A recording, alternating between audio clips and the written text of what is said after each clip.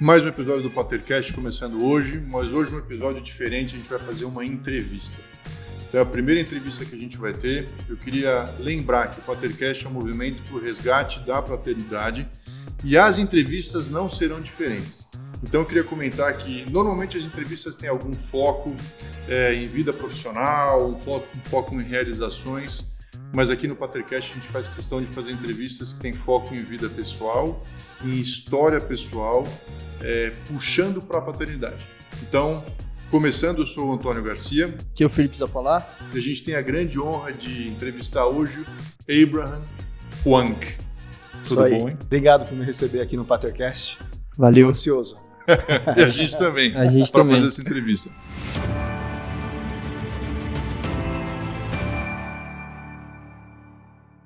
Começar perguntando para você o seguinte, você é daqui de São Paulo, você é do Brasil, eu sei que você é descendente de coreano. Sim. Dá para a gente um pano de fundo das suas origens? Bom, eu sou segunda geração de coreanos, então, ou seja, meus pais imigraram para o Brasil no final da década de 70.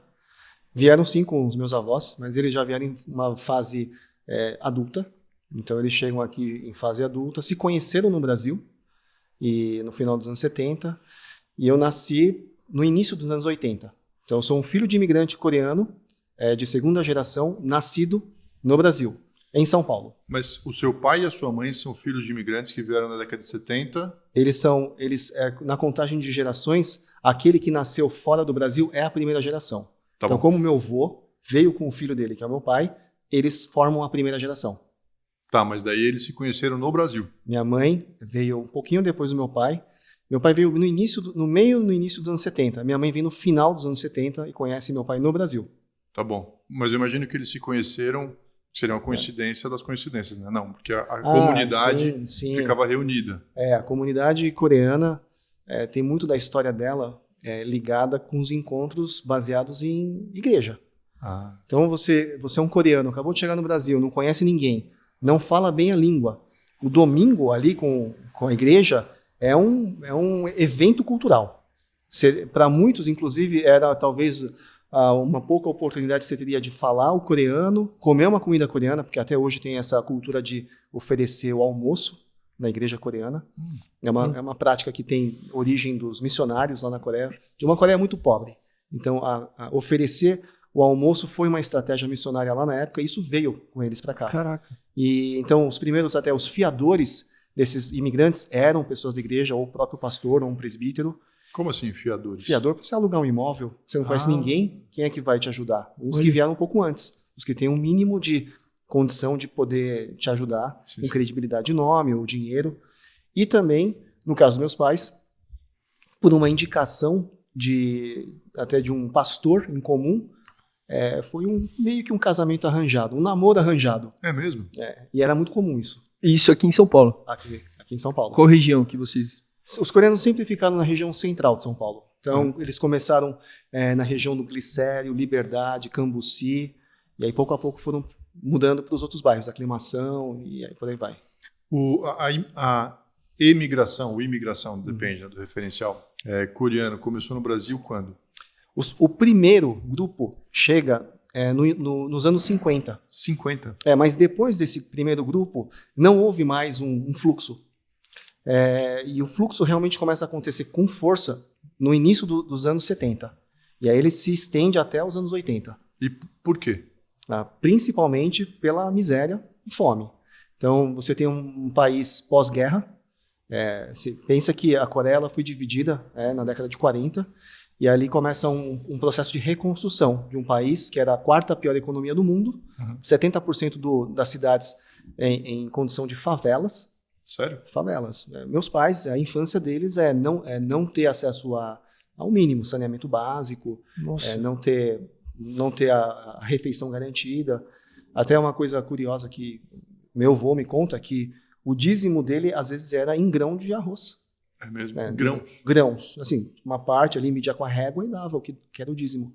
Então a Coreia é muito pobre, então muitos vêm para cá numa tentativa de começar uma nova vida. E o Brasil sempre foi um país que recebeu bem e facilitou a entrada de imigrantes. Desde aquela época já era uma cultura brasileira. Desde sempre, né?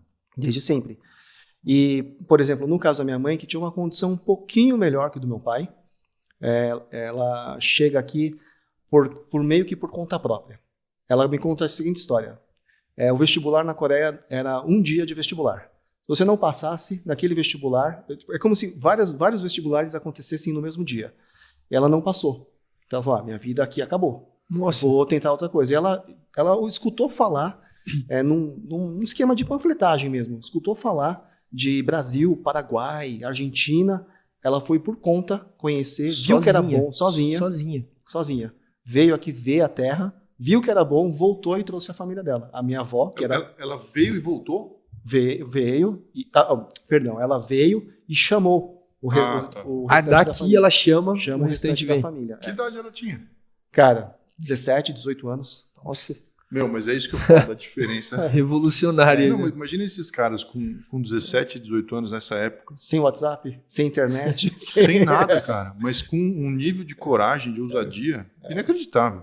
O meu avô fala que ele chegou aqui com 5 filhos, mais a esposa, minha avó, e $100 no bolso.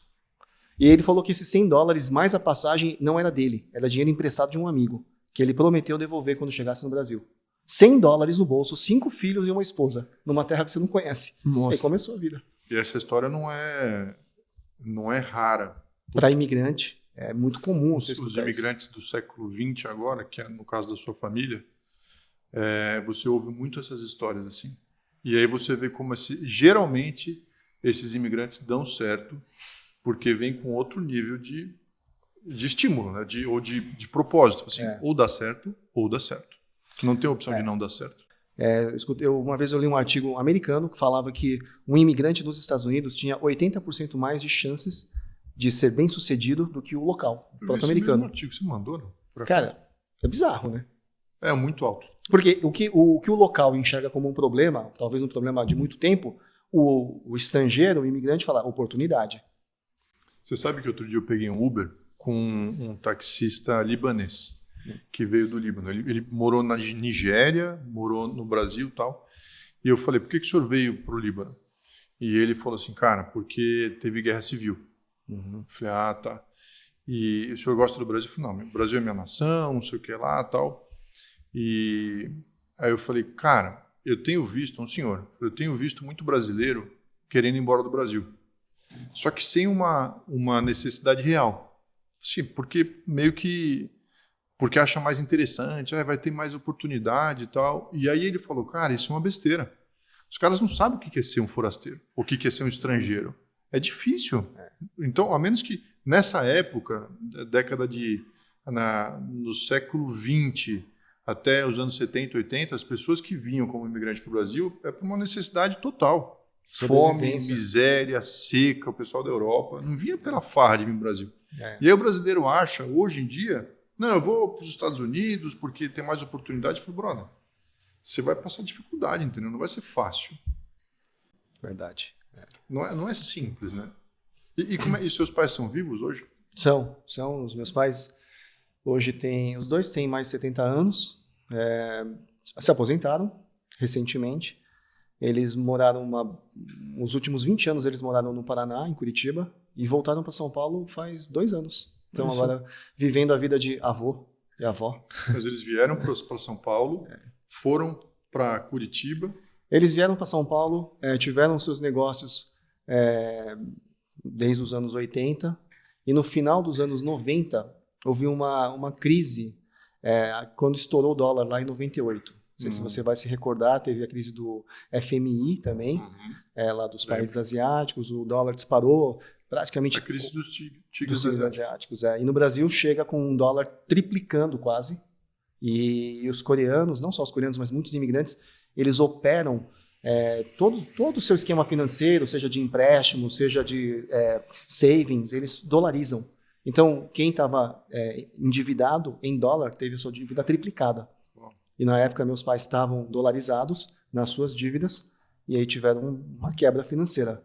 Nossa. Então, no final dos anos 90, em 97 para 98, eles decidem recomeçar a vida em Curitiba. E eu fico em São Paulo. Eu fiquei aqui em São Paulo, meio que de favor na casa de tio, amigo e tal. Vou me virando naquela época. Você tinha quantos anos? 17 para 18, Oh. E aí você estudava aqui em São Paulo? Eu já estudava, estava entrando na faculdade, e eu tive um baita privilégio de ter uma tia que me ajudou a bancar a faculdade na época, que depois eu até morei um tempo na casa dela, que é irmã da minha mãe, então o laço ali é forte, e depois a gente foi se acertando. E você estudou aonde, meu? De escola? Esse colégio, fiz no Colégio Bandeirantes. Ah, você estudou no Bandeirantes? Colégio Bandeirantes. Então eu pude usufruir desses anos 80 e 90 numa escola legal, bacana. Sim. E aí depois você fez ESPM? ESPM. Que legal. E qual que era o ramo dos seus pais? Como a maioria, né, de coreanos no Brasil, você vai ver que muitos entraram na confecção de roupas. Ah, eles eram da confecção? Já. Mas os meus pais não eram exatamente da confecção, eles eram da revenda no atacado de roupas. Porque você tinha os confeccionistas, são aqueles que vão realmente produzir, cortar o tecido, costurar e vender. E tem aqueles que só vendem. E a minha mãe, ela era mais focada na questão da venda. E ela teve, todo esse período, ela teve uma loja de atacado que era só venda de roupas prontas. Caramba. Que ela comprava de conhecidos, amigos. Nessa época, os judeus não mexiam com... Sim, quando os coreanos chegaram aqui no Brasil, esse ramo ele era dominado por judeus, gregos. Gregos também. Também tinha italianos. Inclusive, os judeus atuam até hoje nesse mercado. Hoje eles migraram mais para a parte têxtil. Tem muitos judeus, muitas famílias judaicas que são donas de tecelagens, ou produzem ou importam. Entendi. Não era toda essa coisa que a gente tem hoje na moda, esse conceito e tal. Era muito mais simples. Então, era bem possível você entrar para eles. Claro, eles não entram como donos de marcas, donos de grandes confecções. Eles entram como costureiros dessas confecções dos judeus e demais. É uma história parecida com a dos italianos que chegaram no século XIX, trabalhando nas fazendas como trabalhador rural normal, e quando chegam no século XX eles eram os donos das fazendas. Eu sou descendente italiano, o meu não aconteceu isso. Não? Não. Eles vieram, acho que a minha família veio, trabalhou em ferrovia, e foi expandindo, mas não chegou nessa... Não, mas nem todos, mas eu digo assim, alguns têm essa história, entendeu? De terra, né? Muito bom. O Abraham, como foi para você ficar em São Paulo quando tinha esses 17 anos, cara? Sem seus pais? Cara, acho que tinha tudo para ser bem traumático, mas por alguma razão não foi. Eu sou em 3 homens em casa. Eu ia te perguntar se tem irmãos. Tenho irmãos, tenho um irmão... Você é o mais velho, né? Sou o mais velho, e o mais novo só tem 3 anos a menos que eu. Então Nossa, é uma escadinha. É uma escadinha. E, na verdade, é curioso, né? Poucas pessoas sabem que eu tenho irmão. Porque, de fato, a gente cresceu meio que separado. O meu irmão, o caçula, só para você ter uma ideia, ele, no início dos anos 80, quando eu tinha 8 anos, ele apareceu na minha casa. Ele ficou um tempão fora de casa, morando com a minha avó no Paraguai, com a minha tia lá no Paraguai, porque minha mãe não estava com condição de cuidar de todo mundo, pediu para minha avó ajudar, levou meu irmão caçula para o Paraguai, ficou mais de 2, 3 anos lá. E ele, quando ele volta, eu lembro dele, eu já tinha 8 anos, mas o meu irmão, o segundo do meio, não lembrava. E eu lembro até de uma estratégia que minha mãe fez, ela foi numa loja de brinquedo e comprou aquele jogo cara a cara. Sim. Eu lembro claramente disso, um jogo cara a cara, para meio que quebrar o gelo entre os dois. Caralho. Escolheu o jogo errado, porque é um jogo para uma criança um pouco maior, né? Mas você vê que ele volta e a gente cresceu muito, sim, unido em casa e tal, mas cada um meio que com sua vida. Então, quando eu passei por essa situação em 97 para 98, assim, eu meio que vivia por conta, entende? Entendi. Mas daí a sua avó, por parte de mãe ou de pai, que estava no Paraguai? De mãe. Ou seja, sua mãe veio para o Brasil e a sua avó veio para o Paraguai. Então, é que eu não trouxe esse detalhe, mas a porta de entrada para minha mãe foi o Paraguai. A facilidade em conseguir a documentação no Paraguai era muito maior. E naquela época, o Paraguai vivia uma economia boa, muito boa. Então, você ganhar um dinheiro rápido no Paraguai era uma boa opção. Muitos usaram o Paraguai como uma ponte para o Brasil e muitos também usaram o Brasil como uma ponte para os Estados Unidos ou Canadá. Porque você vai pensar, você está vindo da Coreia para a América do Sul, Paraguai, Brasil, não é uma... Argentina também foi uma boa ponte. Porque eu digo, a barreira da língua ela existe em qualquer deles. Lugar.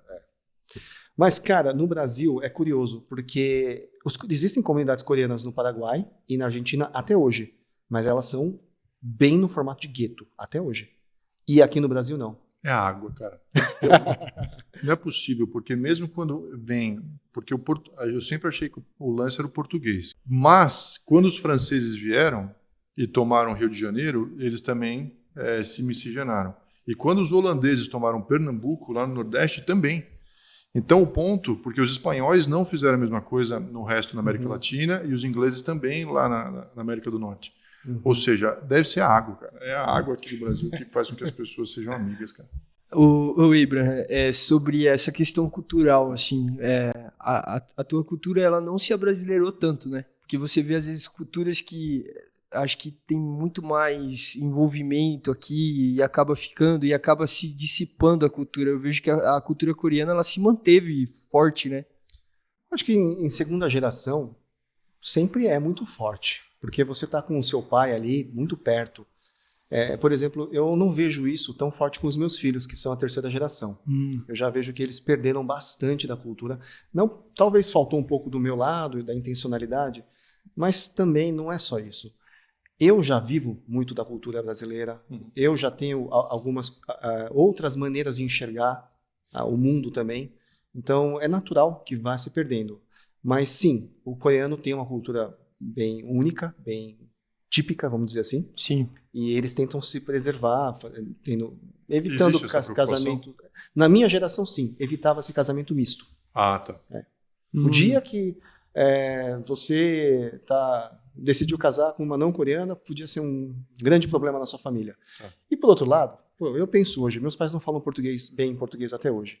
Se eu tivesse uma esposa não coreana, cara, seria um pouco complicado. Para meus pais, para ela também. Caramba. Então, eu sei, claro, hoje, meus filhos, eu acho meio difícil até que eles vão casar com coreanos. É mesmo? Eu acho que não vai acontecer isso. Caramba. Mas para você, de boa? Para mim, tranquilo. Eu tenho um amigo que o pai dele é de uma segunda geração, mas ele é um pouco mais novo que meus pais. Então, ele já fala bem o português, apesar de ter sido um cara que nasceu na Coreia. E quando a filha dele casou com um brasileiro, um local, ele não teve essa repulsa, essa aversão. A frase que ele soltou, segundo meu amigo, foi: finalmente eu criei raízes no Brasil. Olha. Então eu acho que eu tenho um pouco disso. Quando os meus filhos não se casarem com um coreano, talvez eu tenha um pouco desse sentimento, sim. Se joga na Copa do Mundo Coreia e Brasil, você torce para quem? Cara, você nem que perguntar, né? É óbvio que eu vou torcer pra Coreia. Óbvio, né, cara? Mas aí tem duas razões. Eu achei que ele ia falar Brasil. A gente sempre torce pelo mais fraco, para aquele que nunca ganhou nada. Não, nunca de verdade, você tem mais... Eu sempre, cara. Tem uma parada muito louca. Cara, eu sou brasileiro, eu nasci, eu tenho um RG e tal. Hino nacional mexe comigo. Quando toca o hino vai ter Olimpíada esse ano, vai rolar um sentimento. Mas quando toca o hino coreano, mesmo. Tem que segurar o choro. Quantas vezes você já foi pra Coreia? Eu fui, acho que umas 4 vezes, mas na minha terceira vez eu fiquei um período de 1 ano. Eu fui fazer um programa de cultura e língua coreana, oferecido pelo governo coreano para coreanos nascidos fora da Coreia. Que é um esforço de manutenção da cultura. Que demais. Né? E é bizarro. Porque... É a mesma coisa que Israel faz, se você tem um estímulo, que é para você voltar para Israel também. Eu acho que todas as culturas devem ter isso, não é? Para mim, como segunda geração, é tranquilo. Porque no curso lá de língua, de cultura, cara, assim, é tudo coisa que meu avô, meu pai, meio que me ensinaram. Não era muito diferente do que eu já vivi. Mas para coreanos nascidos no Uzbequistão, Cazaquistão, Quirguistão, Rússia, quem mais? Japão, China, que já estão em terceira, quarta geração, o cara não sabia o básico, não sabia às vezes o nome de comida.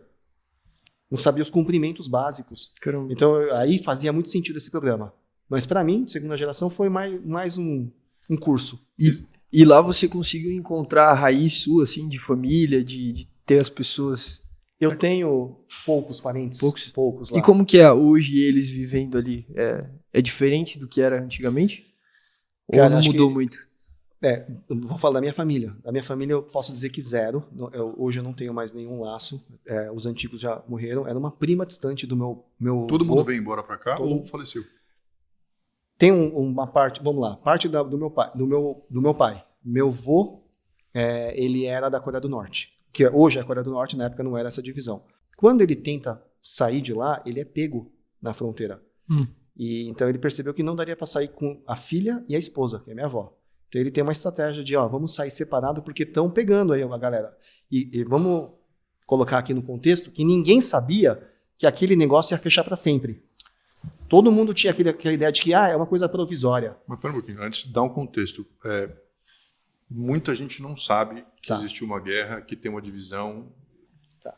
As pessoas nem conectam Coreia do Norte e Coreia do Sul, mas era uma única coisa. O que aconteceu? Guerra Fria. Tá. Você tem ali a força soviética se juntando com o Partido Comunista Chinês e querendo dominar aquela península. Imagina, a península, geograficamente, é a coisa mais interessante que você pode ter militarmente, faz todo sentido. Eles queriam dominar a península coreana, que sempre foi alvo de invasões. Mas dessa vez era para dominar por causa da Guerra Fria. É uma questão agora de combater a força americana versus os soviéticos.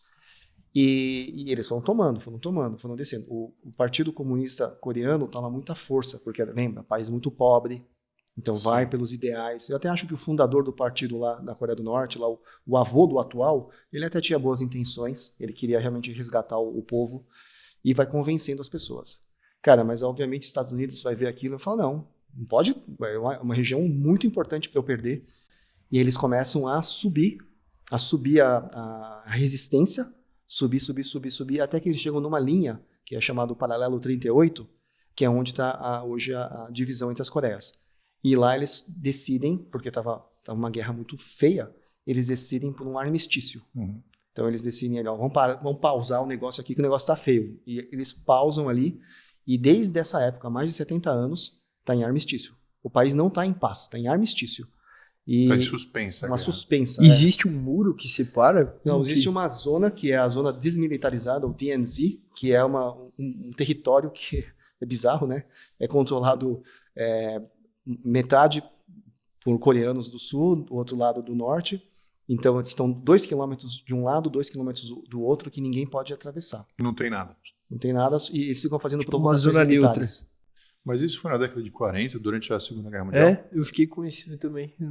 45, divisão das Coreias. Eu entendi. Então, na verdade, eles foram descendo, a parte de esquerda foi descendo.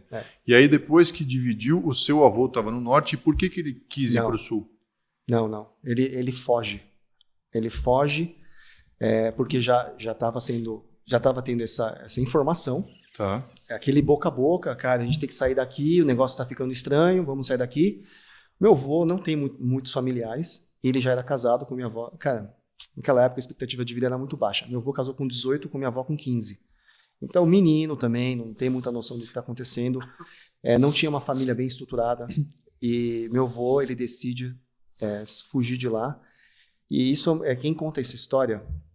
Meu avô contou essa história antes dele falecer. Ele falou, cara, eu falei para sua avó que eu ia esperar ela numa ponte, numa região da cidade tal. E que era uma ponte bem conhecida. Que hoje seria equivalente à Coreia do Sul. E aí, porque eu não conseguia atravessar junto com a sua avó e a minha filha. E a sua avó depois me contou, quando ela me encontrou, que não conseguiu atravessar com a filha, porque estavam barrando.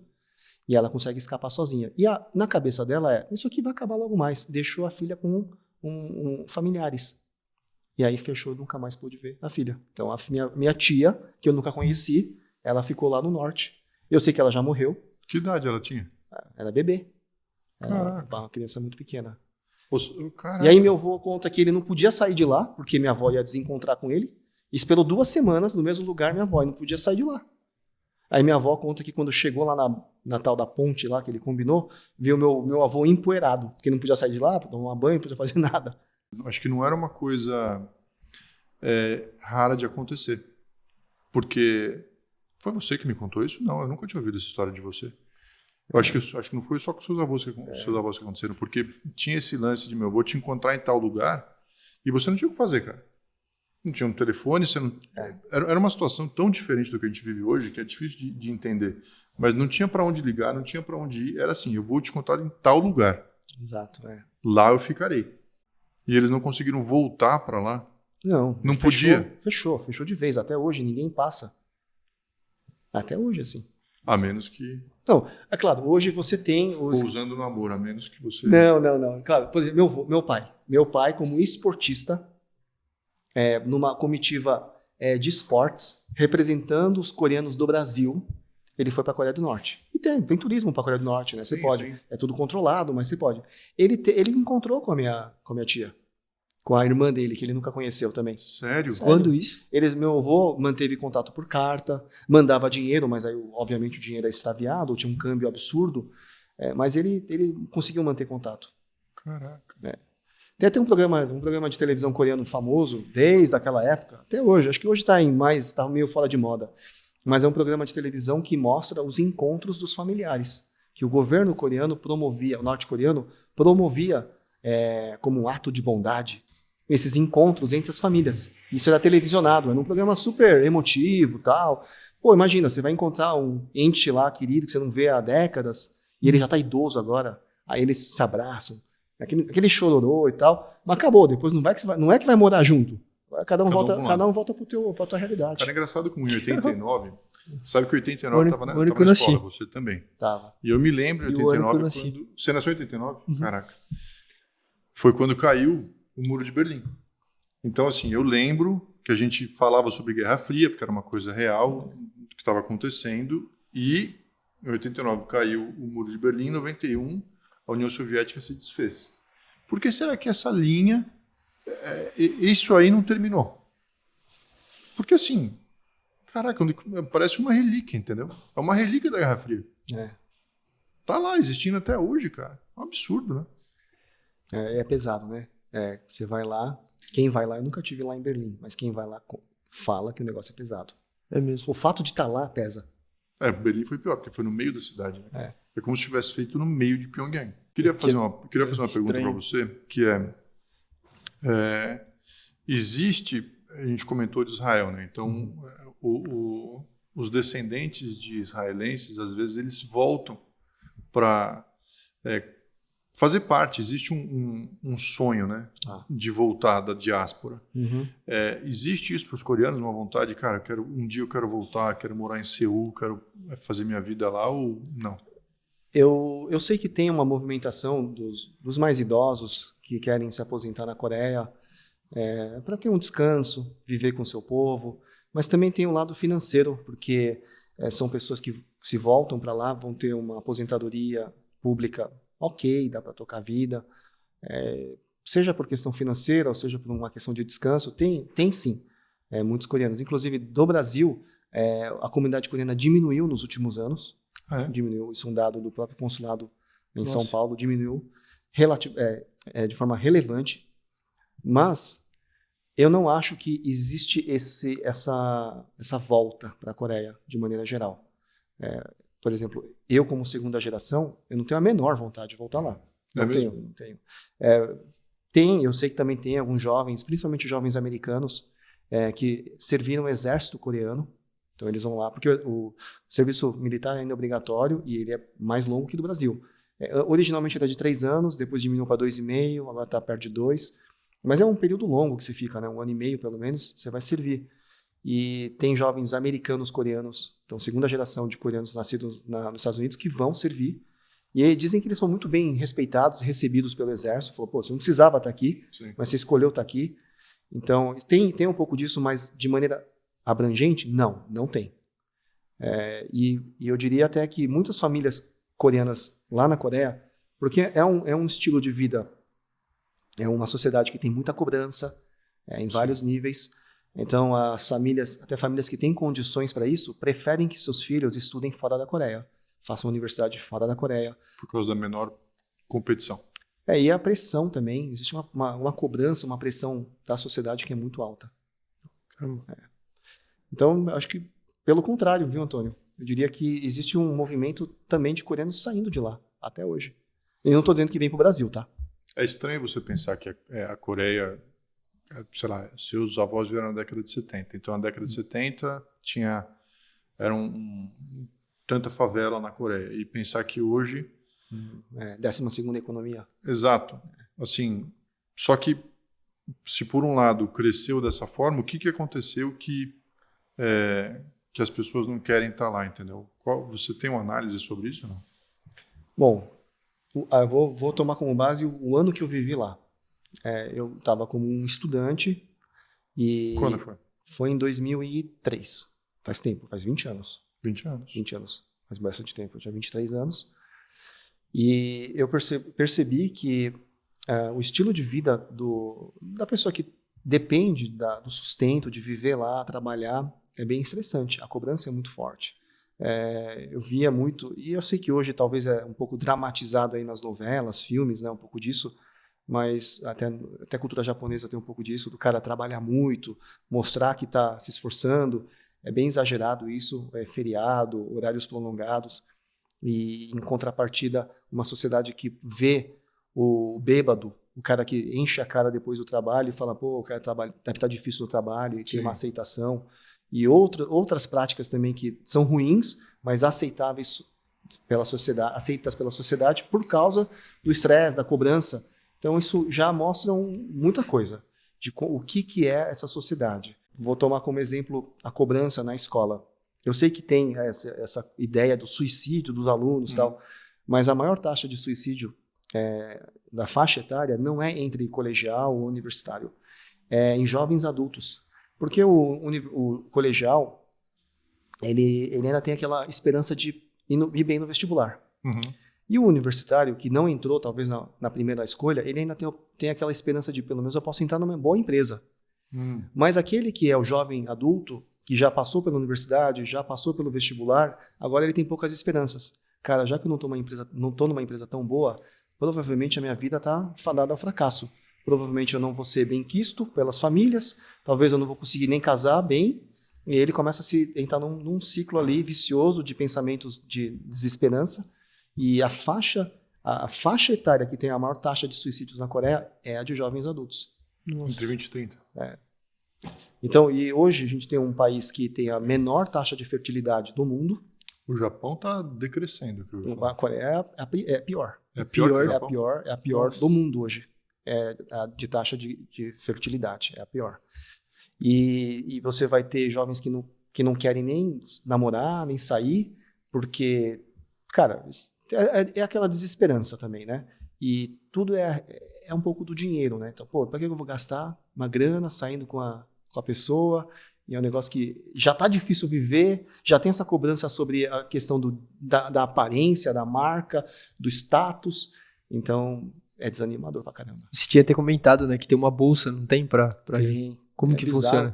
funciona? O governo coreano, acho que foi ano passado, né, um ano e meio, 2 anos atrás que eu li essa notícia, que eles perceberam essa crise que tá, dos jovens que são reclusos nos quartos, não querem sair para nada. Tipo, o cara vive no quarto, tem a comida dele lá, às vezes vive sozinho até, e toca as coisas dele tudo online, e isso pode se tornar um problema social grave.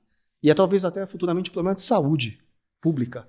Então o governo, tentando incentivar esse jovem a sair disso, ofereceu um auxílio de $500 para ele poder, cara, ter um mínimo aí de condição de fazer alguma coisa fora do quarto dele. Nossa. Eu vi uma estatística falando como aumentou o percentual de jovens virgens até 30 anos de idade, só que eu vi para o Japão. Tipo assim, aumentou muito, porque eles não têm nenhum interesse. Aliás, eu vi isso pesquisando para aquela podcast que a gente fez sobre pornografia. Caramba. Porque a pornografia exerce um papel nesse negócio. Porque o cara, ele não vê nenhum estímulo para tomar esse risco, esse custo de se relacionar. Tipo assim, eu vou ficar em casa, entendeu? Absurdo, né? Bom. Não tem engajamento com... não tem interesse. Ter esse benefício aqui no Agora, Brasil. se o cara também não tem um interesse profissional, ele acha que ele não vai dar em nada, então, assim, de fato, fica meio sem propósito, né? Talvez no Brasil seria um benefício reverso. Te dou $500 para você ficar em casa, parar de fazer besteira, estuda um pouco aí, cara. Totalmente. Para de fazer filho por aí, segura um pouco. Muito bom. Só porque eu tenho 3 filhos, é isso? Para de fazer filho, Antônio. Parei, faz tempo. Abraham, você no começo comentou um pouco sobre a questão do cristianismo, sobre a influência da igreja, como, né, o coreano veio pro Brasil aqui. Eu ia perguntar, a tua família, quantas gerações vocês são cristãos? Do lado de mãe, minha mãe se converteu no Brasil. Minha avó era budista, praticante, e praticava mesmo em casa as paradas budistas. E é óbvio, a cultura coreana toda, não toda, né, mas muito da influência cultural é no budismo. É mesmo? A cosmovisão é budista. E meu pai não. Meu pai, ele já chega cristão aqui em São Paulo com meu avô. Meu avô, sim, o primeiro cristão lá no lado do meu pai. Se converte ali no início dos anos 20. 20 e pouco. Ele fala, ele é bem novo, ele se converteu bem novo ali. Nossa, mas ele se converteu anos... Porque a igreja do Pyeongcho é bem mais recente. Sim, mas nessa época, no início do século XX, pensa que a Coreia estava sob dominação japonesa. Uhum. E até um pouco do lance do ódio da Coreia com Sim. os japoneses. Nasce ali, porque houve muita agressão, muito abuso por parte dos japoneses. E a igreja, ela foi... Os missionários, né, os primeiros missionários que chegaram lá, eles traziam uma voz de esperança, né, para essas pessoas. Eram missionários do que? Ingleses? Ingleses. Olha, do meu avô, ele falou que foram missionários americanos. Americanos? Né, que fizeram um trabalho missionário onde ele estava. Como é que é a divisão de cristão e budista na Coreia hoje, sabe? Olha, protestantes, eles representam, acho que, menos de 30% ainda. É mesmo? Hoje deve ser um número menor ainda. Não, tem bastante gente na igreja, com certeza tem. Não, a igreja é grande. É grande, mas talvez dos jovens... tem um dado lá do Instituto Barna, lá dos cristãos, no estudo da igreja, né, que diz que apenas 0,4% dos coreanos nascidos a partir de 1986 são frequentadores e cristãos. Sim, mas também não são budistas agora. Agora eles são... A religião que mais cresce hoje é a ausência de religião. Tá, concordo. Sim. Acho que é o islamismo e a ausência de religião. Todas as outras diz caem. o cara que não acredita em Deus mesmo. Também não fala que é ateu. Ele não vai praticar. Ele não é praticante. Ele não fala que é ateu também. É neutro total. Ele é irrelevante para ele, entendeu? A religião é irrelevante.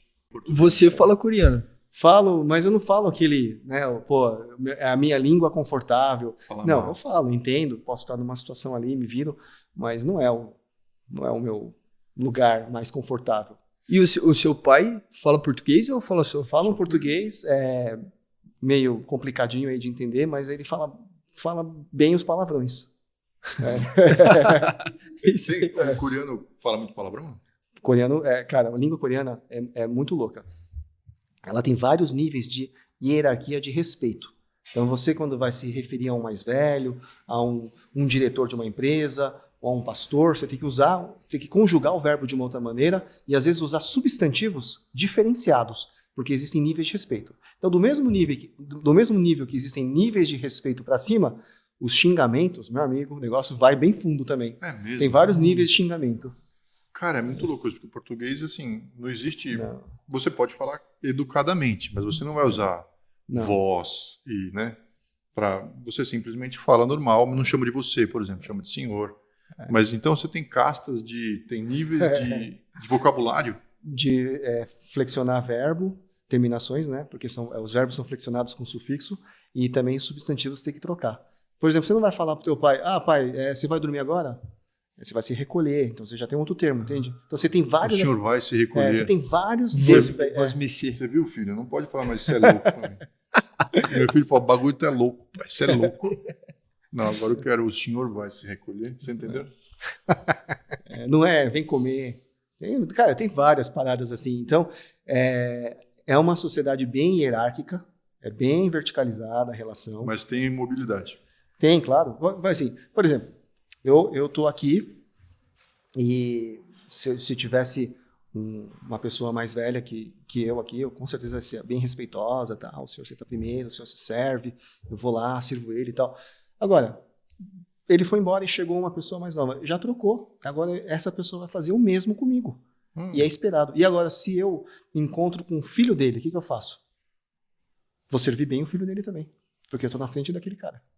Então, assim, tem até algumas coisas culturais. Um exemplo é o pagar a conta no restaurante. Tô no restaurante, tá eu e a Esther no restaurante, minha esposa, e aí passa um amigo do meu pai, mais velho do que a gente. Um amigo íntimo do meu pai. Ele vê a gente, ele só dá um oi, a gente cumprimenta ele, a gente se levanta, cumprimenta, faz a reverência, e muito provavelmente, com 99% de certeza, ele pagou a conta. A minha conta. Ele é o mais velho que está cuidando do mais novo, do filho do amigo dele. Nossa, e é esperado incrível. que, quando eu encontrar o filho dele, que provavelmente é um adolescente lá no McDonald's, sei lá, eu vou pagar a conta dele. Que valor cultural incrível. É forte. Essa parada de, por exemplo, de pagar a conta é um negócio forte. Você ensina isso para os seus filhos? Meus filhos não pagam conta de ninguém ainda, né? Não, mas eu preciso. Não, a gente está introduzindo algumas coisas. Porque isso é um valor legal. É um valor de honra. Cara, deixa eu retomar um negócio aqui. Você estudou no Bandeirantes, foi para a SPM, e aí você já começou a trabalhar, casou. Como é que foi? Como é que desenrolou a sua vida aqui em São Paulo? Bom, longa história curta. Na SPM, eu entrei na SPM porque o meu sonho era trabalhar com o mercado de publicidade, mas especificamente com produção de vídeo. Naquela época, produção de vídeo não era como hoje, tinha podcast, game, tinha, YouTube, não tinha essas coisas.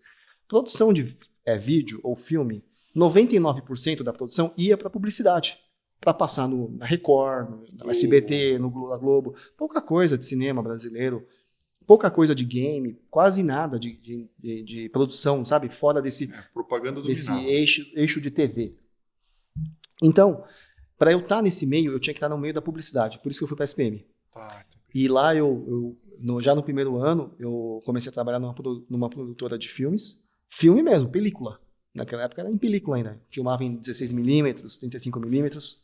É que a técnica da película exige de você mais cuidado, mais intencionalidade no preparo da cena. Você não tem como, você não pode errar, porque custa caro. Sim. Na minha época, por exemplo, depois de filmar, se você filmou errado, já era, perdeu o filme. Que nem não tem como puxar de volta essa informação, você perdeu. Nossa. Então, depois de filmar, você tinha que telecinar, que era converter isso para o arquivo, para você poder editar na ilha de edição. Então, tudo isso era um processo muito caro. E as ilhas de edição não eram um MacBook que você tem hoje, que qualquer pessoa pode editar. A ilha de edição era um equipamento caro, com placas caras, dedicadas, que no mínimo eram coisas de 100, 200 mil reais. Os HDs, para você ter os HDs com a capacidade de poder editar filmes sem compressão, ou em tempo real. Tempo real, olha, a gente nem usa mais esse termo hoje. Mas você acha que isso tinha um efeito dominó na qualidade do ator lá? Eu acho que existia um cuidado maior, porque você tinha menos tempo e você não podia errar. Então, a pré-produção era muito bem feita. Interessante. Bom, depois que você começou a trabalhar numa agência... Não, produtora de filme. Uma produtora de filme. O que você fazia lá, Ibra? Eu era o cara da pós-produção. Depois eu comecei na produção, na captação mesmo, mas eu comecei como editor de filmes e depois eu comecei a fazer efeitos especiais em programas de efeitos especiais, pós-produção, After Effects e também um pouco de 3D, que chamava Alias Wavefront, hoje é o Maya, fazer um pouco de 3D também. Isso você saiu da SPM com quantos anos? 2002. Copa Brasil-Coreia. Não, Japão-Coreia. Que o Brasil foi campeão. Tá bom. 2002 estava com 22. Eu fiz o TCC assistindo o jogo da Copa de madrugada. Você nasceu em 80? 80, Tá bom. E que ano que você casou? 2008. Então, depois da SPM... Você casou com 28? Não, aí no ano seguinte vou para a Coreia, volto para o Brasil em 2004, conheço a Esther num escritório que ela estava trabalhando, eu entrei também um pouco depois. Ela ficou pouco tempo, mas foi o tempo da gente se conectar, namorar. Namorou 4 anos e casamos em 2008. Teu casamento não foi arranjado? Esse não foi arranjado. Como esse não? Você casou mais de uma vez? Não, dos meus pais, né? Esse casamento coreano não, pra deixar claro, não. A minha dúvida é se a Esther foi forçada a casar com Você estava falando 2008, vocês casam, e hoje vocês têm 2 filhos. 2 filhos. O Léo, que vai fazer 12 agora, e a Catarine, que tem 10 anos.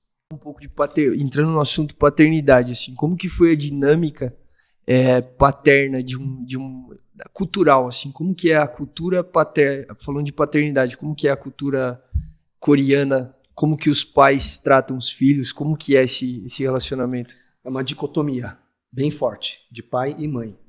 Porque a mãe, ela vai ser aquela que vai ser super carinhosa, vai ter um super acesso, vai cortar fruta para você, pôr na tua boca. Aquela mãe que quer mimar, quer dar o melhor pro filho. E existe muito essa cultura entre as mães coreanas, que dá a vida pelo filho. Até de uma maneira exagerada, eu diria. Em contrapartida, o pai é aquele que não expressa muito as emoções. E eu tô falando de uma geração que eu vivi, tá? Hoje os pais coreanos são bem diferentes. E você? Que sou eu. Eu não... Mas você vê isso no geral. Então, da minha geração, que tivemos pais, né, nascidos aí na década de 40, 50, que trouxeram muito do que aprenderam com meus avós. O pai é um cara que não expressa muitas emoções. Então, eu nunca na minha vida falei pro meu pai que amava ele. Ou ele nunca disse que me amava. Isso, na verdade, até soa cafona em coreano. Um pai falar que ama o filho falar que ama o pai. Você não precisa falar. Se você realmente ama teu pai, você vai demonstrar por atitude de honra. Você vai demonstrar isso por ações. Então, por isso que filme ocidental, com final feliz, ou aquela cena de beijo, é ridículo pro coreano. É tipo a coisa mais... É muito óbvio, é muito sem graça. Isso pros meus pais, tá? Agora você já gosta do filme, muito mais. Se você olhar os doramas, o amor impossível, a cena demora, porque ali tem a coisa da impossibilidade que você não pode expressar, e aí tá a verdadeira emoção, o drama da coisa. E seu pai assistindo o dorama, ele deve ir. Não, meu pai não vai assistir. Mas ele vendo aquilo, né, como tá hoje a dramatização da questão, ele ia se rasgar, porque muito dramático. Minha mãe, uma vez ela esteve em casa, eu falei, mãe, tem Netflix em casa, assiste aí umas novelas. Daí ela respondeu assim, não, essas novelas que tem no Netflix são todas só para jovens, não faz sentido pra gente. Olha só. Mas eu tenho um paralelo com esse estilo de homem, que eu não vou falar que é um estilo de paternidade, claro que reflete na paternidade, mas esse estilo de homem é parecido com aquele estilo de homem John Wayne, sabe? Que, cara, não expressa emoção, eu te protejo, eu provejo para você, mas eu não tenho muito assunto, eu não tenho muito... de essa interação emocional, essa presença emocional, entendeu? Mas isso não é uma particularidade do coreano, né? A gente vê uma raiz disso aqui no Brasil também, né? Na década de 60 e 70. Eu acho que sim. Então, eu acho que isso veio... E é engraçado, porque eu não sei exatamente, eu não consegui traçar uma raiz histórica disso, porque quando você olha, sei lá, para o modelo de Jesus, não era assim. Será que não é fruto da guerra? Não sei. Imigrante passou dificuldade, porque o modelo americano é esse. São imigrantes. Inclusive, estava assistindo aquela série 1883, que é um spin-off do Yellowstone, e mostra um pouco de imigrantes alemães expandindo para o oeste, sabe? Sim. E é muito duro, cara. É mais duro ainda do que a história de quem veio para o Brasil. Porque quem veio para o Brasil meio que se estabeleceu em cidades já feitas. No século XIX, século XVIII, lá nos Estados Unidos, eles estavam expandindo para o oeste. Então, é como se fossem os bandeirantes aqui. Só que é uma vida muito dura, então você acaba perdendo espaço para essas carinho e, sabe, essas coisas mais melosas. Isso não faz sentido, cara. Eu vou fugindo da guerra. E talvez no meu caso específico, que eu tive com meus pais indo para o Paraná, lá aos meus 17 para 18 anos, talvez ali seria um momento que eu tivesse um pouco mais maduro, porque pensa, adolescente é chato pra caramba. Não, no geral. Tá. Ele é chato, não quer que o pai se intrometa nas coisas, até podia ser um pouco disso, sabe? Podia ser um pouco do meu lado também. Mas aí quando eu tô um pouco mais maduro, 18, 20, por aí, eu podia estar tendo uma relação um pouco mais próxima, mas eles não estavam perto, então eu não tive essa oportunidade também de ver se a coisa mudava ou não. Hoje, minha relação é melhor, é mais tranquila, mas eu não tenho esse acesso super chegado e tal no meu pai. A gente tem uma relação de respeito, onde hoje, por exemplo, ele é aposentado, então é muito de, pai, eu quer jantar alguma coisa diferente, ou eu vou te dar um presente separado do que você já tem aí, do custo mensal que eu já te ajudo, né? Vou te dar uma coisa diferenciada. Então a gente vai expressando um pouco por aí. Então mais por esse lado. Mas existe uma contrapartida dos filhos, ainda que não tentando pensar fora da coisa emocional, existe uma contrapartida prática. Tipo, os filhos de fato ajudam os pais financeiramente? Sim. Independente, acho que até mesmo se minha relação não tivesse sido boa com meu pai, se eu tivesse uma certa dor, um rancor, acho que a cultura ela é forte nesse sentido de eu tenho que, o que é o certo a se fazer. É uma responsabilidade mesmo. Eu vou ter que fazer isso. E eu sou o filho mais velho, acho que essa força de responsabilidade é ainda maior. E é normal isso? É normal. Mas isso é da sua família ou é não, cultural? Com certeza isso é cultural. Cara, e tá bom, vamos imaginar o seguinte, seu pai pode não ter sido muito carinhoso, vai. Tá. Mas no sentido de aconselhar, Direção, dar direcionamento, como é que funciona? Acho que menos ainda. É mesmo? Menos ainda. Eu não estou falando isso de maneira cultural, tá? Mas na minha casa, não foi dessa maneira. Eu não tinha um pai tão presente nessa área de conselhos. Até era meio curioso, porque meus irmãos mais novos vinham pedir esses conselhos para mim. Agora vamos voltar para o lado cultural. O filho mais velho, ele tem responsabilidade de sim cuidar dos mais novos. Então, eu sempre cresci muito escutando isso. É responsabilidade tua. Se ele fizer uma coisa errada, você apanha junto. Sério? Mesmo que você não tenha feito nada. É tua responsabilidade. Cara, meus irmãos, eu sou o irmão mais novo, né? Eles iam me arrebentar, assim, preventivamente. Porque para vocês nem fazer nada de errado. Quando existe, na cultura coreana, existe algo do tipo, você tem uma herança dobrada, que nem em outras culturas, não? Você tem uma preferência? Tenho certeza que eu fui mais privilegiado que meus irmãos em alguns aspectos. Coisas bobas, às vezes, que pode parecer bobo, mas para eles não era. Meus irmãos, isso em vida adulta, falando, cara, era nítido que você era o privilegiado, que você tinha a melhor parte das coisas, e para mim eu não percebia dessa maneira, mas para eles era nítido, um certo favorecimento. Eu parei para pensar, eu fui o único que tinha um quarto só para mim. Pô, mas nós não éramos em 3? A gente podia ter feito um esforço, sei lá, mas não, eu era, e o meu quarto era suíte. O deles então não era. Havia uma contrapartida dessa responsabilidade. Com certeza. Justo. A gente estava falando antes de começar a gravação, né, da escola, lá, quando eu fazia uma besteira, meus pais não falam português, eu tinha que ir lá resolver. Dos meus irmãos, quem ia resolver? Eu ia resolver. Eu ia lá. Você resolvia o problema dos irmãos? O que adiantava meu pai, que não sabia falar português, ir lá? Como é que podia ir lá assinar alguma coisa. Como é que era isso? Vamos dizer, você foi bom aluno ou não? Eu fui bom aluno. Assim, aliás, até o fim do colegial, eu nunca tirei uma nota vermelha. Antes da faculdade, você nunca tirou uma nota vermelha? Não, todo nem o na tempo faculdade. de fundamental e... Não, nunca na minha vida acho que eu tirei nota vermelha. Ah, sim, tive sim, nota vermelha no primeiro ano, quando o meu português era muito ruim. Da escola? Na escola. Primeiro ano fundamental? Primeira série, antiga primeira série. A desculpa de alguém que é um imigrante, foi assim, eu tirei a nota mal porque eu não sabia falar a língua, né? Ficava difícil mesmo. Como é que fazia quando, sei lá, se seus pais precisassem ir na escola ou... Acontecia, porque eles não falavam português. Mas eles se viravam, assim, eles iam lá só para marcar presença. Mas, por exemplo, o dia que meu irmão foi expulso da escola. Meu irmão foi expulso da escola.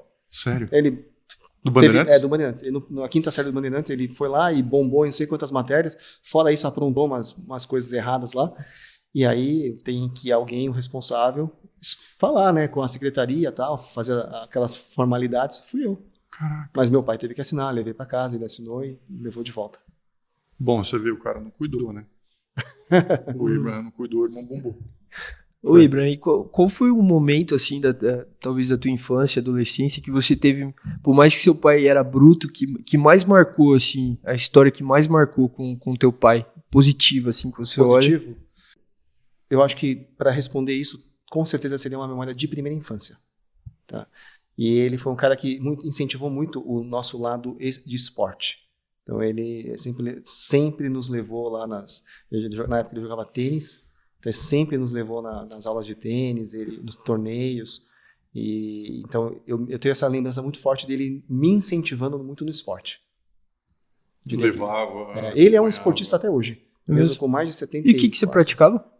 Não, hoje meu pai ele pratica golfe, mas até hoje ele é bem ativo, é um bom jogador, é instrutor, é licenciado, e ele até hoje é bem ativo fisicamente. Então, esse lado do esporte, ele trouxe... Eu tenho essa memória muito forte. E aí você jogou tênis? Joguei, mas em pouco tempo, né? Mas até durante... Chegou na faculdade, joga na faculdade? Assim? Não. Por incrível que pareça, meu esporte favorito é basquete. É mesmo? Cara, quanto você tem de altura? 1,70. Um cara de 1,70 para jogar num time. Não, mas eu era o menor, com certeza. Sempre fui o menor do time. Tô falando, ou o cara é ultra talentoso, ou não é um time tão forte. Porque um time forte. Me chama aquele cara dos Estados Unidos lá, o The Professor, que o cara tem 1,70 m e é animal, né? Sim, mas não foi pra NBA, você vê? Não foi. Exatamente. Tem que ser o Spud Webb. Cara, deixa eu te perguntar. Eu imagino que o seu pai era cristão. É cristão. Tá. Seu avô era o mais cristão. Com certeza. Meu avô foi o que teve encontro real, revelação. E eu acredito que meu pai é aquele filho que viu o pai se convertendo e falou, vou junto. Mas o fato, você é cristão. Sim. Mas o meu encontro de conversão, ele acontece dentro da igreja coreana, sim, mas ele acontece de forma tardia. Eu já era um adolescente quando aconteceu isso. Por quê? Os cultos eram em coreano. Para mim, aquelas histórias que eles contavam em coreano, por mais que eu entendesse, não fazia muito sentido para mim. E aí, a primeira vez que eu escutei o evangelho em português, que foi num retiro de adolescentes, eu falei, cara, isso faz muito sentido. Sério? Foi em português. Aí foi o dia que eu me converti, com quase 13 anos. Mas qual a diferença? Pois é. Mas por alguma razão, aquilo era... Porque talvez na minha cabeça são as histórias da igreja coreana, as histórias da igreja do meu pai, do meu avô. Eu olhei um pouco no YouTube e eu vi você em pregações e... Você é pastor? Por que você fez isso? Olha só. Eu não deveria ter feito isso. Porque eu faço minhas pesquisas, né? Você não fez? Lembra? Não. Lógico. Eu nasci num berço evangélico presbiteriano. Presbiteriano? Presbiteriano. Cara, a família do meu pai era toda presbiteriana, sabe? Mas eu sou de uma linha presbiteriana ultra conservadora dos coreanos. Dentro os presbiterianos coreanos, tem os mais conservadores. E eu era dos mais conservadores. Na igreja onde eu cresci, tinha homens e mulheres que sentavam separados. Meu avô sentava separado da minha avó. Então eu cresci nesse ambiente e aos 32 anos, meu filho nasceu. E quando meu filho nasceu, ele nasceu surdo. E aquilo mexeu muito comigo. Eu falei, cara, tem que ter uma resposta. Não é possível, Deus, o endereço é errado. Tem que ter uma resposta. E foi quando eu comecei a entender que existia algo além disso. Existia o mover profético, o mover de curas, o mover sobrenatural. E ali começa uma jornada minha, da minha esposa, da nossa família. E ali, nesses primeiros anos, a fome era tão grande, que a gente começou a se reunir em lares com um missionário que se movia no sobrenatural, no profético. E aquilo se tornou um movimento e cresceu e em menos de 2 anos se estabeleceu como uma igreja. Então, praticamente... aqui em São Paulo. Aqui em São Paulo. Eu e esse missionário, nós praticamente fundamos essa igreja. Uau. Ele era o pastor sênior ali, principal, e eu era o auxiliar. Eu não era pastor, eu estava lá ajudando ele. Em algum momento, não tão longe, assim, menos de um ano e meio, mais ou menos, por uma visão profética também, por confirmações de outros homens e mulheres, me ordenaram pastor, no dia do meu batismo. Eu não era batizado nas águas, porque, obviamente, por ser presbiteriano, eu era batizado por aspersão. A gente está falando de 2014, 13, 14. Mas presbiteriano batiza quando é criança também, não é? Você faz a consagração quando é criança e depois faz a confirmação na adolescência ou no início da juventude. Então eu nunca tinha mergulhado, né, emergido na água. Então é uma decisão que eu entendi que era importante. E eu, no dia do meu batismo, entenderam também que era o dia da minha ordenação. Eu fui batizado nas águas no mesmo dia que eu fui ordenado pastor por esse ministério. Quantos anos você tinha? Então, eu tinha 33 para 34. Então, com 32 você... Meu filho nasce. 32 o Léo nasce. Então, 34, mais ou menos, eu sou ordenado pastor. Tá bom, mas eu queria entender só a transição da igreja presbiteriana. Tá. Então, ali, o Léo nasce enquanto eu estava na igreja presbiteriana. E aí tem essa questão da surdez que eu precisava de uma resposta. Ele era surdo dos 2 ouvidos ou de um ouvido? Desde 2006 no Brasil, é obrigatório o teste da orelhinha na maternidade. E ele não passou. Então, você não passa na primeira, aí não passa na segunda. Aí você sai da maternidade, tem alta, você volta para um pediatra da própria maternidade que te pede um teste chamado BERA, que é um teste bem específico, e se você não passa lá, aí o negócio é sério. E ele não passou. E a gente procurou um especialista, otorrino, e a gente confirmou que ele tinha uma perda auditiva bilateral profunda. É o pior tipo de perda auditiva que você pode ter. E aí a gente começa uma jornada. Hoje, vocês conhecem meus filhos, né? Ele fala perfeitamente, tem uma vida social perfeita. Talvez num outro momento a gente possa falar sobre isso. Mas ali começa o nosso primeiro contato com o sobrenatural. E é em cima desse movimento que minha família, uma boa parte da nossa família, migra da igreja presbiteriana para esses encontros, que ainda não era uma igreja formalizada, mas eram os encontros que aconteciam nos lares, e algumas vezes até em hotéis, e a gente começou a crescer. E depois se tornou essa igreja, vamos dizer, a minha primeira igreja avivada que eu frequentei. Como é que chama? A gente chamava de JPN, que é uma sigla para Jesus para as Nações, porque foi fundado por um missionário que tinha uma veia de cruzadas e milagres, assim, de viajar muito, sabe? Sim. Então ele Mais tinha coreano. muito focado em nações. Coreano. Só que é um coreano de primeira geração. Curioso, né? De primeira geração? Na verdade, é o que a gente chama de primeira geração e meia, porque ele vem muito pequeno para o Brasil. Tá bom. Então eu falava bem o português. Tá bom. Então, assim, com os 32 anos que você migrou de uma igreja bem tradicional para uma igreja zero tradicional. Zero tradicional. Pelo contrário, até uma igreja que hoje eu sei que eram as senhorias do có, que era o reteté. Hoje eu entendo. Na época eu não tinha noção que era isso. Para mim cara, a mulher, ela é profeta, ela se move, ela rodopia, mas o negócio é de Deus. Sim. Eu não entendia nada. Então, para mim, hoje eu também entendo que aquilo era um ambiente bem selvagem. Mas, cara, foi o que eu precisei, foi importante para eu ter esse despertar, essa fome. E aí você levou a sua família para essa igreja JPN. E o que aconteceu? Você ficou lá até quando? É uma igreja muito voltada para ela tá cura. ativa? Existe até hoje. Cresceu, o ministério cresceu. Depois de uns 3 anos naquele ministério, e é um ministério muito orientado em evangelismo, em curas, em capelania, hospitalar. Então, não é muito voltado em comunidade. E eu precisava de um ambiente agora para crescer como comunidade, como família. Meus filhos estão crescendo agora. Então, a gente decide procurar um novo ambiente para esse crescimento. E vocês ficaram na JPN até quando? Ficamos até 2016. E de 16 vocês foram para onde? A gente foi para Zion, que era a igreja Monte Sião na época. E desde então estamos aí. Quando você estava com 32, foi 2012. 2012. Então você ficou de 2012 a 16, foram só 4 anos. 4 anos, E aí nesse... 2013, porque quando ela se formaliza como igreja, né? Então 2013 a 2016, 3 anos de igreja. Tá. E ali você foi ungido pastor. Então hoje você é formalmente pastor, né? Sim. Assim, você passou por uma unção efetiva. Sim. Pastor Abraão. Pastor Abraão é chique. Começamos como Abraham e termina como Pastor Abraão.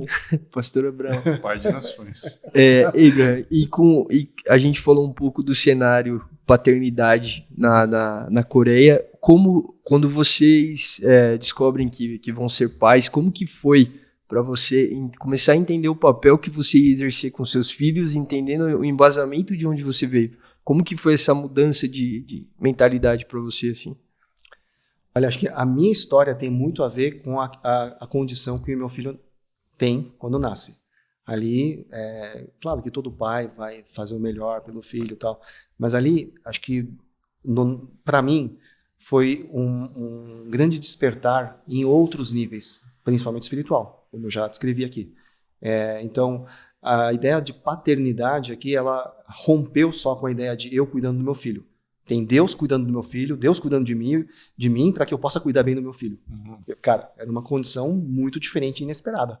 Ali começa uma solidificação do que eu entendo do que é ser um pai. Porque eu percebi que para ser um bom pai do meu filho, não bastava só ser um bom pai humanamente falando. Eu realmente precisava de Deus. Realmente precisava de ferramentas sobrenaturais para cuidar do meu filho. Eu vi outro dia você comentando que você é um pai profissional. Sim. O que quer dizer isso? Pai profissional é aquele que entende que é uma jornada, é uma carreira, é uma corrida. Do mesmo modo que quando você está num emprego, num ofício, você quer ser melhor. Você quer ser promovido, você hoje é estagiário, amanhã é analista, depois analista sênior, de repente gerente, diretor, você quer ser promovido, quer ter essa ascensão, porque, cara, tem uma contrapartida boa. E um pai profissional entende que, eu entendo, que eu preciso ir melhorando à medida que meu filho vai crescendo, e à medida que as demandas vão aumentando, eu preciso me desenvolver, eu não posso ser o mesmo hoje. Porque se eu for o mesmo hoje, daqui 10 anos, o meu filho vai me dar um olé, um chapéu, tranquilamente. E eu preciso amadurecer na medida dele e continuar sendo esse lugar onde eu possa estar trazendo ele, tanto no conforto quanto no confronto, trazendo revelação, que com certeza cabe ao pai numa casa, trazer a revelação, a visão para uma casa. E não é porque ele vai ter 30, 40 anos que ele pode estar casado trazendo revelação para a casa dele. Mas na minha casa eu vou continuar trazendo. Então eu quero constantemente estar sendo promovido como um pai. Claro. E aí isso vai culminar em ser um avô.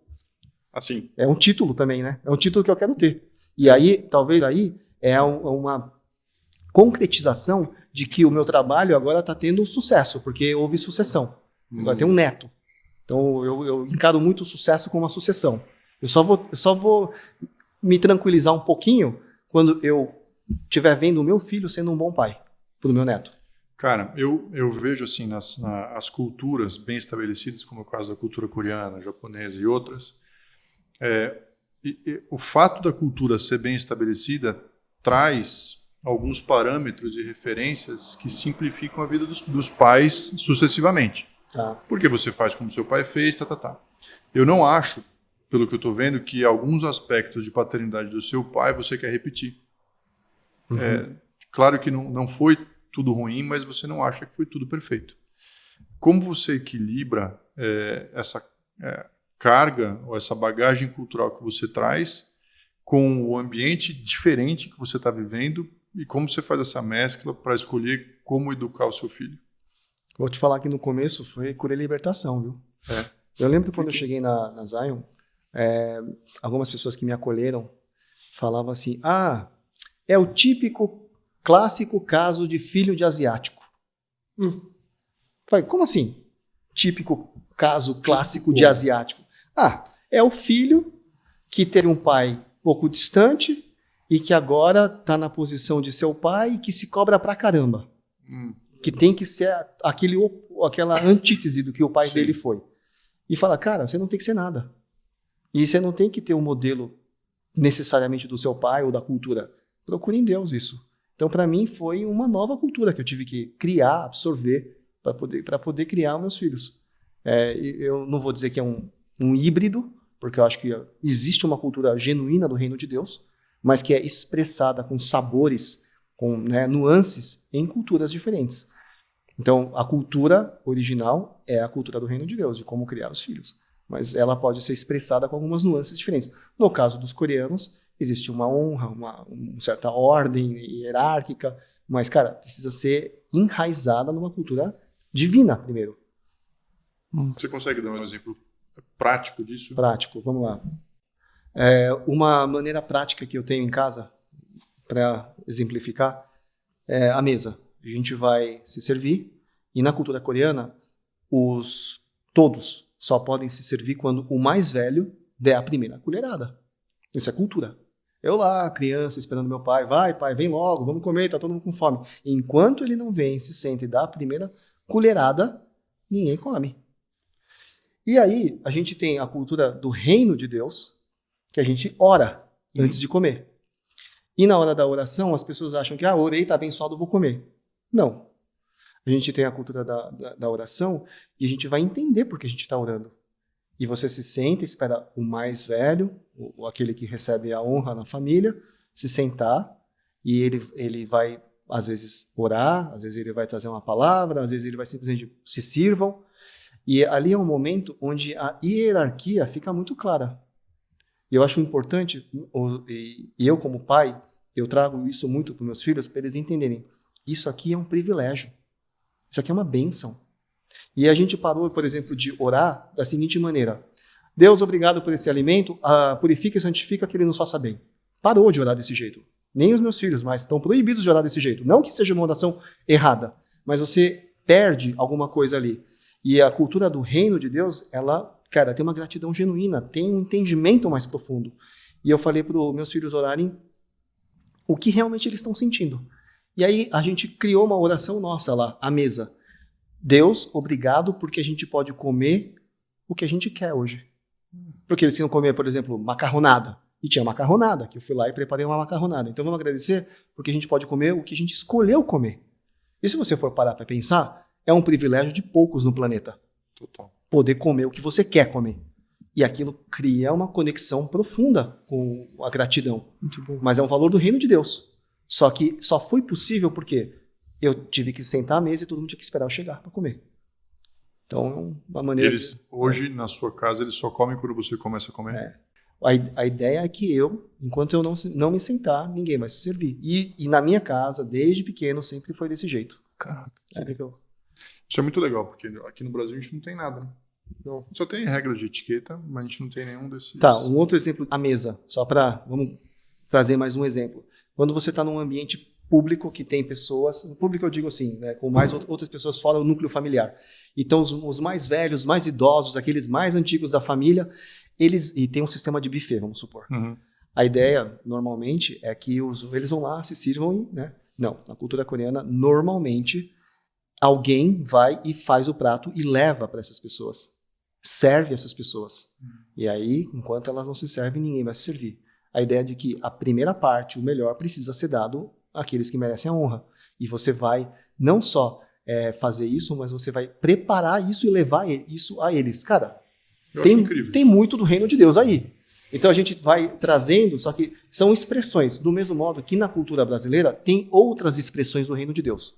Eu acho que Deus depositou, acho não, tenho certeza, Deus depositou pedaços, né, do que é o reino de Deus, da cultura do reino de Deus, nas culturas. E isso talvez ficou um pouco mais claro na questão da honra, porque a cultura asiática, os coreanos, têm esse valor bem forte. Mas, cara, se a gente tivesse mais tempo, a gente com certeza falaria de valores muito bons que são do reino de Deus na cultura brasileira também. Sim, mas nesse aspecto de mais velho, eu noto que existe uma hipervalorização das crianças no Brasil. Tá. E uma desvalorização dos idosos, dos mais velhos. Então, é bem provável que o mais velho fique sem comer e que a criança pega na frente, sabe? Que se serve antes, o melhor vai para a criança. Eu tive na casa dos meus sogros, meu sogro gosta muito de servir e ele servia os meus filhos. Uhum. E aí eu precisei falar para ele parar e para deixar meus filhos servirem ele, para que meus filhos pudessem entender de quem era a honra, quem era mais importante ali. Uhum. E meu sogro falou assim, não, deixa, eu gosto de servir. Eu falei, não, mas seu Jaime, para que eles aprendam. Uhum. Porque eles não são sempre das a atenções. Esther, a minha esposa me trouxe recentemente um pouco disso, porque eu também sou essa pessoa. Eu quero servir lá ali meus filhos, eu quero dar o pedaço mais gostoso da carne para eles, eu quero que eles tenham o melhor. Como um bom pai, todo mundo faz isso, legal. Mas em algum momento a Esther falou assim, não. Eu quero que eles entendam que você tem essa honra, então a gente vai cortar um primeiro pedaço, o melhor, e deixar no teu prato. Mesmo que no final você vá cortar e dar um pedaço para eles, mas eles precisam entender, ter essa figura. E eu acho que é um pouco disso aí, Antônio. Sim, eu acho relevante. Cara, você tinha comentado com a gente a respeito de uma viagem que você fez com o Léo. Tá. Queria que você comentasse sobre isso. Quando o Léo fez 10 anos de idade, eu entendi que era um momento oportuno para falar sobre alguns assuntos. E eu queria estar num 1-a-1 com ele para ver quanto ele já tinha sido exposto, principalmente na questão de pornografia, sexo e outras mentiras que poderiam ter chegado ali para ele. Né? Quando eu digo pornografia, é uma mentira sobre o sexo. Né? Então, quando ele completou 10 anos, eu falei, Léo, a gente vai fazer uma viagem só dos homens. Eu aluguei uma cabana de madeira no meio ali de um mato. Que legal. Que ficava numa região de cavernas ali da região do Parque do Petar. Sério? Então aluguei uma cabana de madeira, ficou lá eu e ele. Aquela coisa, né? Faz a fogueira, tem as visitas às cavernas, tem que cozinhar, tem que se virar porque não tem restaurante, não tem nada. Mas tinha uma estrutura, uma infra mínima, né? Para a gente poder dormir e tal. Não era camping, era uma cabana. Tá. E ali a gente teve um momento muito legal. E eu falei, cara, me fala o que você sabe. E aí ele começou a falar. Eu quase que dei risada porque era uma coisa completamente infantil. E aí eu vi que ele não tinha sido exposto. Só que aí eu lembrei da importância da primeira menção. Falei, a gente já chegou nesse ponto de conexão e vou trazer o que é a primeira menção sobre esse tema sexo. Falei, deixa eu te falar o que é o sexo. Deixa eu te falar por que ele existe, como ele é feito. E aí ele falou, como naquela mentalidade da criança, nunca vou fazer isso na minha vida. Que absurdo! Mas o importante é que a menção ficou. E eu vi o quanto essa viagem foi importante e marcante. Um ano depois, numa atividade da escola, ele está lá no seu 5º ano, né? Antiga 4ª série. Ele está lá e a atividade é desenhe ou escreva o momento mais feliz da sua vida. Mais feliz da sua vida. E ele desenhou eu lá, uma figura, eu e ele de costas, olhando para uma caverna, que era a viagem da caverna. Que incrível. E aí eu perguntei, eu vi aquilo, fiquei muito feliz, falei, Léo, esse foi o dia mais feliz da tua vida? Foi o dia mais feliz da minha vida. Foi o dia mais importante da minha vida. Que demais. E eu entendo também que além dessa confiança, essa conexão que se estabeleceu ali, esse tema da sexualidade já foi blindado na mente dele. Sim. Porque eu sei que os amiguinhos dele, e eu faço parte de grupo de pai, eu sei que os amiguinhos já estão sendo expostos e já estão trazendo um pouco disso lá. E ele traz para mim isso, pai, meu amigo está mostrando isso aqui. E eu sei que é errado. Eu sei que isso é a mentira do sexo. Uau. Então, essa questão da primeira menção, ela é muito importante. E eu quis ser intencional aos 10 anos. Graças a Deus, eu consegui ter esse momento, né, de primeira menção, porque talvez alguma criança de 10 anos já foi exposta a isso. Já teve um outro momento de primeira menção. Mas ainda é tempo de quebrar aquilo e estabelecer verdade.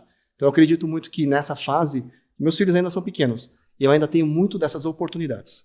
De onde você tirou essa ideia de fazer tudo isso?